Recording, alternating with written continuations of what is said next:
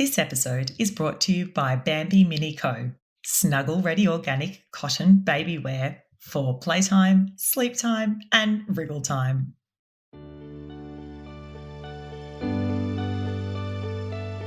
There are people who will turn around and say, I regret that. I regret having my third child, or I regret having a child at all, whatever it may be. And I think the best way, in answer to your question, the best way to prevent those kinds of emotions, preparation is key. Welcome to Parenthood, where each week we explore the lives of Aussie mums and dads and what's really going on behind closed doors. I'm your host, Leonia Kidanor, mum of two, business owner and relationship coach. Let's begin. Welcome to the show. Dr Golly, thank you so much for joining us today. It's so great to have you on the show. It's my pleasure. Thanks for having me. And for those listening, Dr. Golly and I met at your book launch. What was it, last year now? And you've been very busy with a second book out or coming out, I believe. Yeah, there's something addictive about this whole publishing gig. It's kind of fun. I mean, the second book is very, very different. It's not targeted towards parents at all. It's targeted towards toddlers who are about to welcome a new sibling. So it's a very, very different process and a very different launch. But it's all just fun and exciting. And I'm loving it.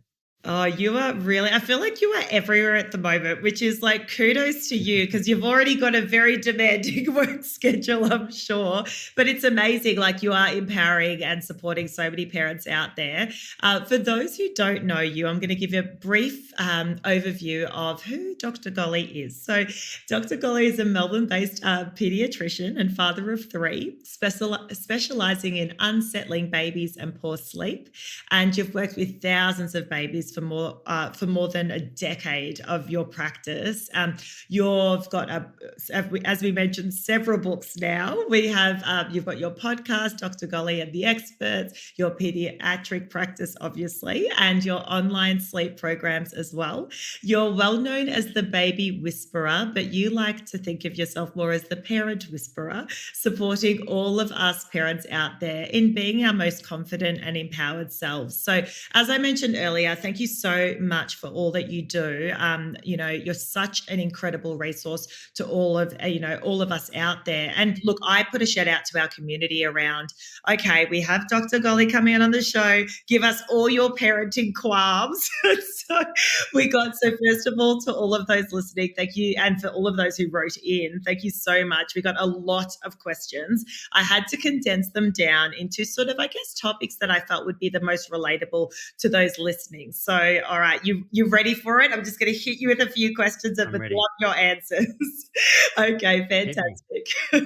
So, firstly, actually, someone brought this up, and I remember reading this article a while back as well when it went out. It was released by Mamma Mia, and the title of the article was, I hope my children don't have children. Why these parents regret having kids. And it's such a grabbing title, right? And when I read it, you were referenced there in saying, look, it doesn't happen every day. I believe you actually mentioned, a finite number of patients that you've seen.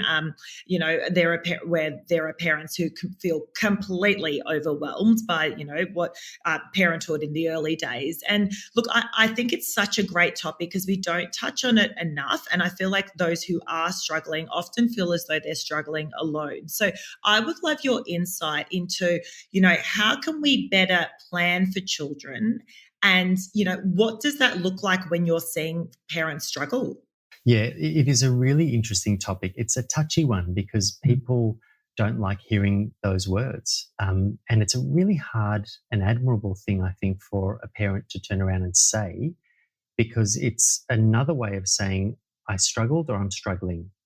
And I think that is really hard.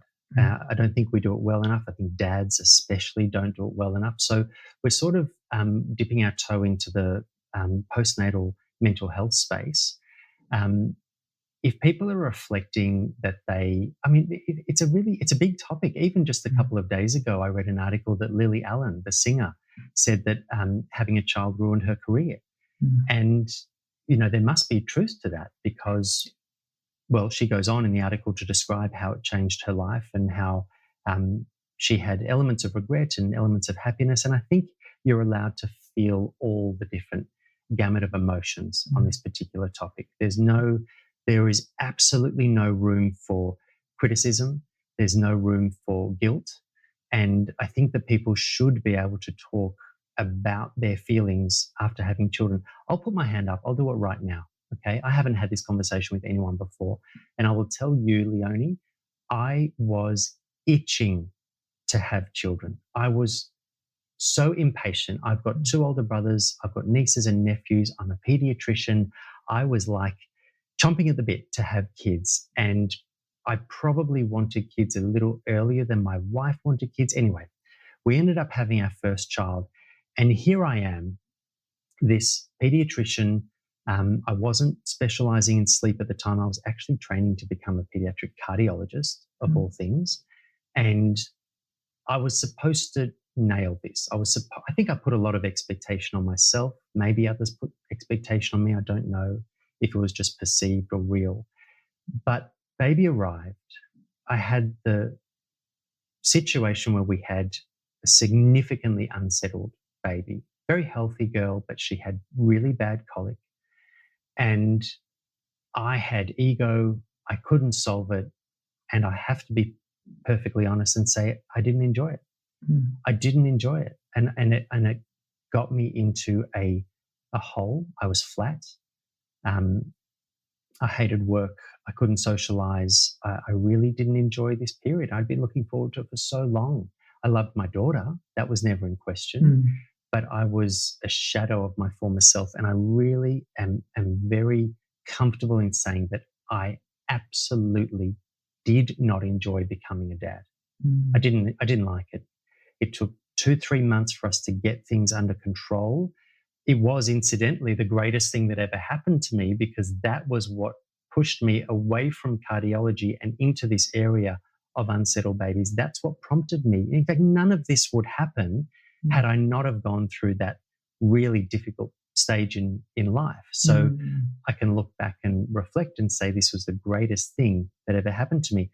And interestingly, in my own podcast, the most common trend that I found were talking to parents who've gone through, the pits of hell in their journey, whether we're talking about chemotherapy for cancer or the loss of a child or the challenges that they've faced, big or small. They have almost unanimously said that was the greatest thing that ever happened to me. No regrets. And so I think with the benefit of hindsight and the growth you go through when you experience a challenge, people often turn back and say that was hard and it was the greatest thing that ever happened and I wouldn't change a thing. But still, there are people who will turn around and say, I regret that. I regret having my 3rd child, or I regret having a child at all, whatever it may be. And I think the best way, in answer to your question, the best way to prevent those kinds of emotions, preparation is key. You've got to have the right perspective, getting your perspective on what parenting is going to be like through social media and grandparents telling you about what it was like in their day. You are setting yourself up for a big fall. It doesn't exist in that way. It is hard. It is unrelenting. It is everything at once. It's often the peak of mortgage stress happening at the peak of, work and career stress happening at the peak of sleep deprivation. The world's a little bit crazy now. It's all happening at once and it all seems to fall on your lap. So it is a really, really challenging time. In terms of preparation, my 2 pieces of advice would be prepare yourself for the arrival of your baby and the first few weeks and months just as much as you prepare your birth plan, if not more. Have a financial action plan if you're dropping down from 2 to 1 incomes. Have a mental health care plan that is set in stone that you can just pull the trigger on, as opposed to trying to search for a life vest when you're drowning. And also have the right expectation. Don't plan to have a big birthday party or, expect to be able to live the life you previously lived in terms of socializing and interests and extracurricular activities. be aware that everything changes. And I think if you have the right expectation and set yourself up to succeed as opposed to fail, you're going to have a much more enjoyable journey. Yeah, I couldn't agree more. So well said. And I think for myself, I actually experienced both pre and postnatal depression both times with my boys. The second time, the edge was taken off because I knew how to manage it. But the first time, I was so thrown. And I was that type A personality, get shit done, don't have time for your feelings, just kick on, work hard, play hard. And then as soon as I fell pregnant, I'm like, I've got this, like just another thing that I'm just going to conquer. And mental health, issues slapped me in the face. And I was just so caught off guard for all of those reasons. I didn't have my expectations right. I didn't really plan at all. It all sort of happened very quickly. So, and my feelings, it took me a long time to even realize that I was in the depth of a mental health crisis, even with my obstetrician saying, we can give you medication. We could, there are things we could do. I was like, oh, I don't know what you're all talking about. I'm fine, So I think, you're right. Sort of just not, just preempting and better understanding that these things can happen to anyone, even like myself, where I'd never really expected, and I'm curious again for those listening who may be sitting there or may have a friend or a family member who they're worried about, what are the typical signs that you might see in some of the parents that come to you with their children where you sort of start going, oh, okay, that might be something to look at. Like, what are we seeing? Yeah, there are subtle things which can be hard to pick, and often it's the closest people to them who notice that there's a change. Things like low mood, withdrawal, the tendency to sort of stay home, not go out. There can be another symptom called anhedonia, where you lose the ability to enjoy something that you would normally enjoy. So if you love your birthday and you have a party every year, you go through the motions, but you don't actually have fun. These are subtle signs that you might be experiencing a downturn in mental health. There's also poor sleep, and that is torture for new parents. If you're sleep deprived and you finally get the kids or the baby to sleep, and then you lie there staring at the ceiling thinking, I'm so exhausted, but I cannot actually fall asleep. The other telltale signs to look for are issues that would set you up for challenges. So, for example, an unsettled baby. We know the data in terms of postnatal anxiety, postnatal depression, adaptive disorder in men and women. Those numbers literally double in the setting of an unsettled baby. So if you're working with or related to or supporting someone who has an unsettled baby who is really going through that colic stage and that difficult period, you need to be on the lookout for these kinds of changes, and you need to know which comments to ignore and which ones to listen to. So as you mentioned, us type A's, we tend to just soldier on, and we keep going until eventually the adrenaline wears off and you fall off that emotional cliff. So keeping people close, supporting, not crowding them or suffocating them, but also helping them in a very, very practical sense. The last thing that I wanted was for someone to come over and talk. And I didn't want that because you had to entertain. So you had to clean the house, and then you had to make tea and coffee and cake and serve them and talk to them. And it was, while you're thinking in the back of your mind, oh my God, I've got so much washing to fold and I've got 2 minutes to myself before this baby wakes up. I would kill to have a shower. All of these feelings. If you are supporting someone, or if your neighbor's got a baby, be practical. That's what we want. Bring in, if don't bring flowers, bring a voucher for a cleaning company, or bring a pre-cooked meal. Gift something that is really practical. If you're coming over to see the baby, sit down and fold some washing while you're sitting there. Be that practical hands-on support. The people who have had the baby, they will almost certainly say, oh no, don't worry, it's fine. But just ignore them and go and be really helpful, because those are, I was talking about my mother before. I distinctly remember this one time when she wanted to come over to see our newborn, and my wife and I were just absolutely cooked, and we fell asleep. It was in the middle of the day on a Sunday, and my mother let herself in. Everyone was fast asleep, so she didn't get to see the baby, but she just came, and we didn't have a dishwasher when we had our first child. She came and she washed the sink of dishes. She washed, she dried, she put away. It was like this fairy godmother had come, and we woke up, and I was dragging my heart to the kitchen thinking, oh, I've got to scrub plates and pots now. And I saw the kitchen was like brand new, clean. And I just thought, that is the greatest gift. It was fantastic. So that practical support is crucial. Yeah, that's such good advice. Question around colic and unsettled babies just in general. And just as you were speaking, I thought to myself, what if we're the parent then, right? We're the parent, where you were years ago.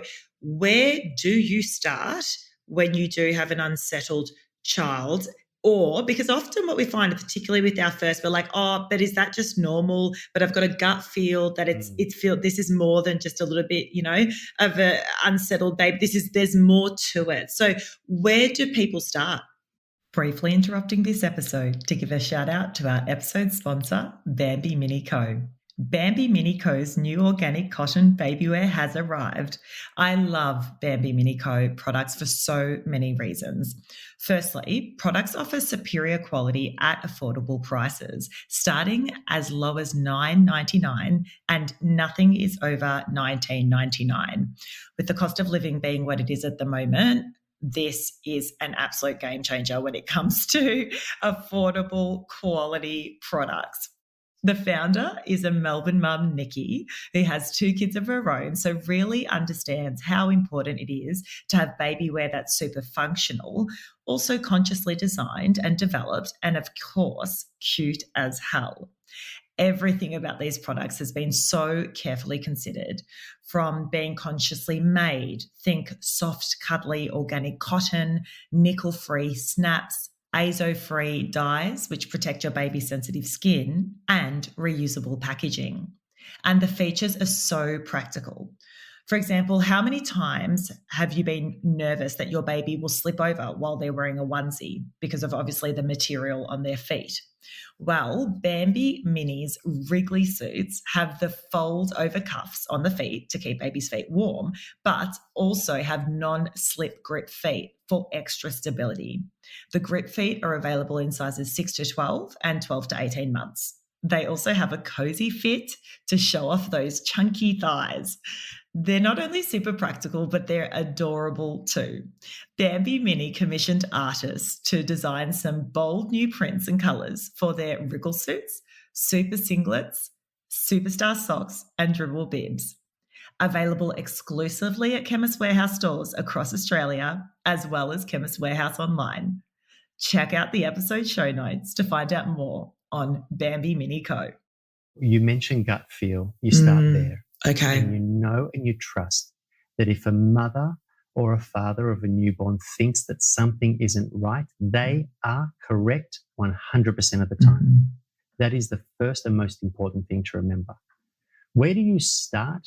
I think you start before the baby arrives. I think if you have an understanding of what to expect, then you know when to be worried, when to ignore something. Part of the reason for having our sleep program or having the book on the first 4 weeks of life is about digesting this information before the baby arrives.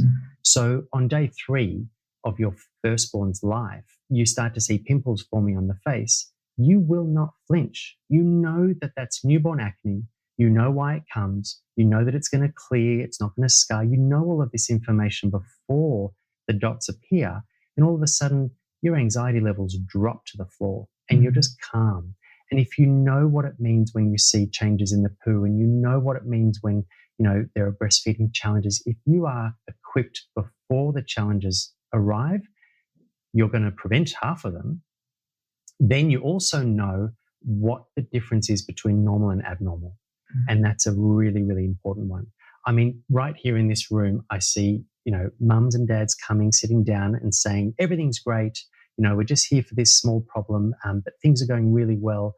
And I then dig deeper and I find out that, yeah, the baby never cries, but the baby's being fed every 2 hours at 6 weeks and 5 kilos. And the parents just thought this was normal. And they're saying, oh, we've got a wonderful baby, we've got a settled baby, never cries, no issues. And then I talk to them about what babies are capable of.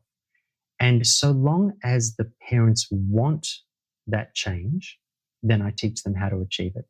So you've got to know what's normal, at what age. If your expectations are correct, then you know what's wrong. And that's the first step to then saying, okay, something is stopping my baby from sleeping longer overnight or from stretching out or avoiding cluster feeds. What is the potential hurdle and how can I remove it? So as far as external resources go, you're a parent, you're sitting there, you're feeling like something's not quite right, gut feel. Am I then calling, a pediatrician like yourself? Am I going to the maternal child health nurse and speaking to them? I mean, there are so many different avenues we can take. What would you recommend? Yeah, it's a really good question. I would recommend a single source of truth. One of the hardest things that I found, my wife and I found with our first child, was that we would speak to someone, talk about how much we were struggling, and they would say what worked for them. So then, you're in that position, you're clutching at straws, you do it. Say, okay, I'm going to do this.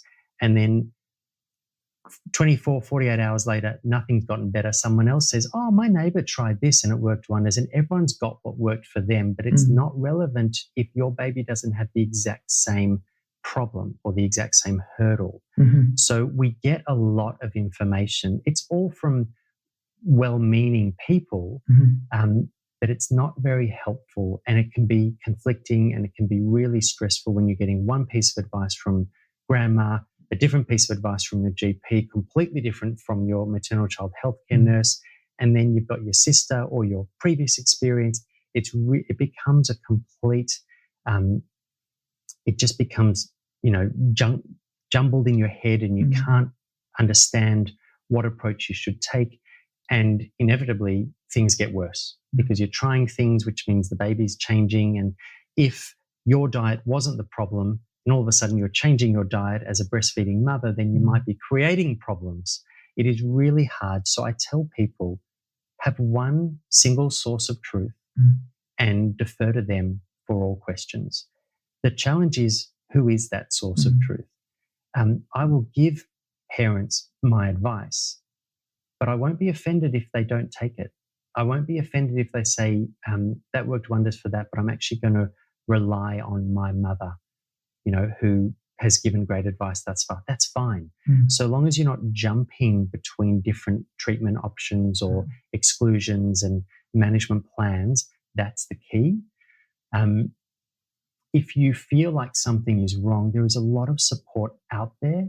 In Australia, we have a terrific service. It's slightly different in each state, but the maternal nurse resource is terrific. Some people have a wonderful experience. Others have not as wonderful an experience. It's very, very personal. But I think that the more informed, educated, and empowered the parent is, they then know this is something that can wait. This is something that needs to be dealt with today or, as an emergency. And really that kind of mentality it underpinned the online sleep program that we built. We wanted to ultimately empower parents, because I think that if no one knows your baby better than you. And if you have all the skills and knowledge to interpret signs, cues, to understand what that dirty nappy means, what that cry means, what that look means, in the context of when they should be feeding or should be sleeping, then ultimately you are the one who can answer the question. And the first time you implement a change that is successful, your confidence as a parent goes through the roof. And then you build on that confidence. And ultimately, we want confident, empowered parents, because a baby who's being held by someone who has confidence will completely relax in their arms. Yeah, it's so true. All right, so we're going to move up a few years now for as far as children go, and we had someone who asked this question. So my nearly 4-year-old's tantrums have peaked, and I thought they called it the terrible 2s and 3s. Is this normal? And I, funnily enough, when they wrote that in, I've got a 4-year-old as well, nearly 4-year-old. He's become like he's peaking as well as far as tantrums go. So is that normal? And also, why do they do that? Yeah, it is normal. In fact, it's really interesting because we love feedback for the online sleep program. And one of the most common things that came through was, you have helped us with sleep. We're so grateful, these beautiful, lovely reviews. But please, can we move on to the next challenge, which is toddler behavior? And so many people were asking for it that we actually just dropped everything and said, we need to fix this problem. So we built a completely new course devoted to managing toddler behavior. And so my answer is exactly the same. Know why it's happening, know what to expect. And then again, we upskill, we empower parents. So I'll give you, Leonie, for all your listeners, some codes for the sleep program, for the toddler management. It's called the Toddler Toolkit. Okay. It'll be my pleasure. Ultimately, why do these things happen? It doesn't matter if you're talking about an 18-month-old or a 4-year-old or even a 7-year-old. The tantrums have a very, very common base. There is a common reason why they occur. A toddler is seeking something. When you're talking about the early stages of toddler development, ultimately what they seek is autonomy. They want to be able to do things themselves, and they want to be the masters of their world. They want to control things, because if you think about it, everything is done for them. And that's lovely. Like, we would love to have everything done for us. But for them, they have this newfound ability. It's not fantastic, but they have it. And so they want to exercise it. And the thing that they have for the first time in their lives is autonomy. And so when it's time to get dressed, for example, they want to put their arms through the sleeves. They want to put the T-shirt on themselves. Now, they may do a terrible job at it. It might take them 3 minutes as opposed to 3 seconds with you. And they don't care that you've got 9 other things happening. You're late for this. The phone's ringing. The kitchen's going. They don't care. All they want is to be able to do something for themselves. And they also want to control where they go. They want to control what they eat. They want to have more and more control over their lives. And we don't give it to them.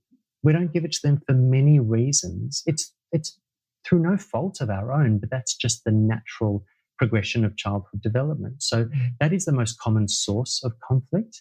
And then we have lots of other reasons, which I won't delve into now. But if you view the tantrum or the meltdown and address the issue at hand, you're probably missing the point, because the issue occurred minutes or hours earlier. It's the tip of the iceberg.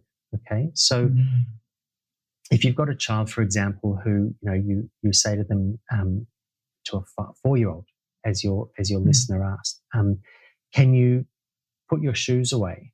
And they have a complete meltdown.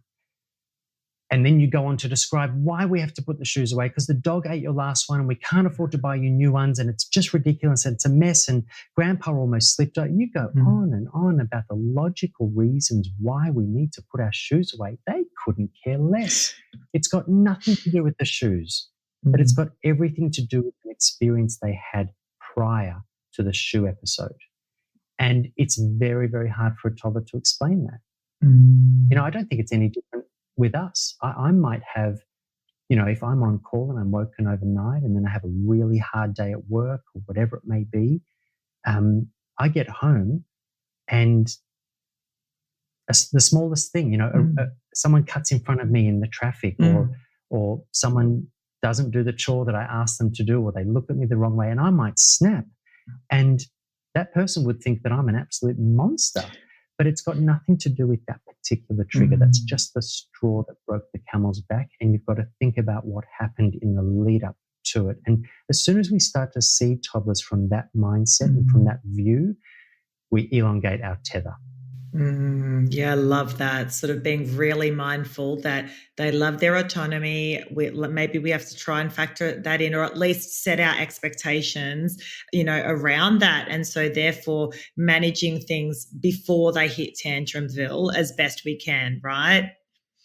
I love exactly that. right. We talk a lot in the toddler toolkit about the 80-20 rule, where we want to have, everything's happy and everyone's smiling 80% of the time, and 20% of the time everything turns to SHIT. And that's okay. That's a completely perfect ratio. If it's the other way around, we've got some work to do. Yeah, totally hear you.